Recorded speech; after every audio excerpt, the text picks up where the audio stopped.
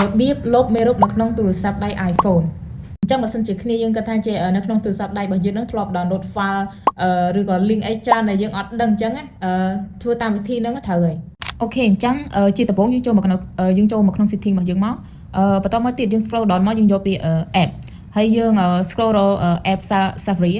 យើង scroll down មកនេះ Safari យើងចុចលើហ្នឹងមកបន្តមកទៀតយើង scroll down ទៀត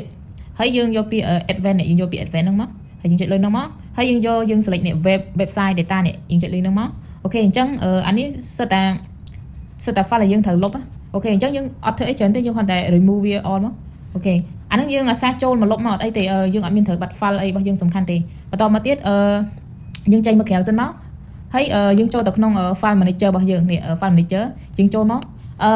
ហើយយើងចូលមកនេះយើងចូលមកកន្លែង my phone របស់យើងហ្នឹងយើងចូលមកតាមធម្មតាបើសិនជាយើង download file ឬក៏ link អីច្រើនអីមកអញ្ចឹងវាមាននៅក្នុងហ្នឹងហើយប៉ុន្តែដោយសារតែខ្ញុំបានលុបហើយអស់ហើយអញ្ចឹងអត់មានទេហើយយើងអត់មានអីប្របាទេឧទាហរណ៍យើងចង់លុបអានឹងមួយអញ្ចឹងយើងគ្រាន់តែ select លើហ្នឹងមកយើង scroll ដល់មកយើង delete បាត់ហើយអញ្ចឹងខ្ញុំអត់ត្រូវការ delete ទេដោយសារខ្ញុំ delete ហើយអញ្ចឹង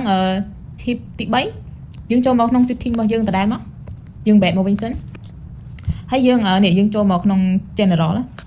ហើយយើងយកកន្លែង software update នេះចាំតិចសិននេះអាកន្លែង update ហ្នឹងយើងបើកវាចោលទៅព្រោះអីទូរស័ព្ទយើងត្រូវការ update រហូតអញ្ចឹងយើងដាក់ឲ្យវា update ចោលហ្មងទៅហើយកលឹះទី4យើង restart ទូរស័ព្ទចោលបងប្អូនយើង restart មកអូខេអញ្ចឹងយើងចុច restart ទៅប៉ុន្តែខ្ញុំ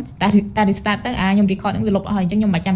restart ទេគ្រាន់តែឲ្យគ្នាយើង restart ចោលអញ្ចឹងណាអញ្ចឹង